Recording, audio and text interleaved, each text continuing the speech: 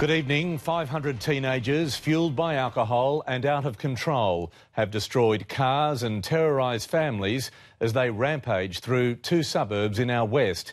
It's a violent reminder about the dangers of social media. News of the party had spread on Facebook. The streets of Constitution Hill flooded with hundreds of teenagers on a Monday night.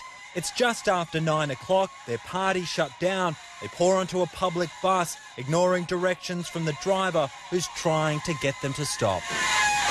You can see a man board the bus. He knows there's a camera, so he covers his face. His two friends hide his movements from the driver, who is then punched in the face. Nearby, drunken destruction at its worst. Cars overturned, windows smashed, damage and terror that stretched 2 kilometres to Wentworthville. I could hear a lady screaming out, get out of our house, this is not the party, get away, stay away, I'll call the police. It was a house party at May Street with a crowd of 500 rallied by Facebook. Police received the first complaint just after 7. By 9 there were reports of brawls. The party was shut down and the mindless violence began as the teens headed off to a train station. Those people became involved in outrageous damage to property, people's private property. And if you see his footprints, there's the footprint. Tom Lamont was looking after his grandchildren and had his fence destroyed. They all got into the one bed last night and they were just two and left the lights on, so pretty bad for them. Back at the party house, there were no apologies. Is that pretty disappointing to hear?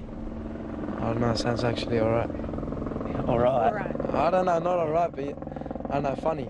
Before this, from the host, who claimed the party was a fundraiser to get a friend's teenage son into college.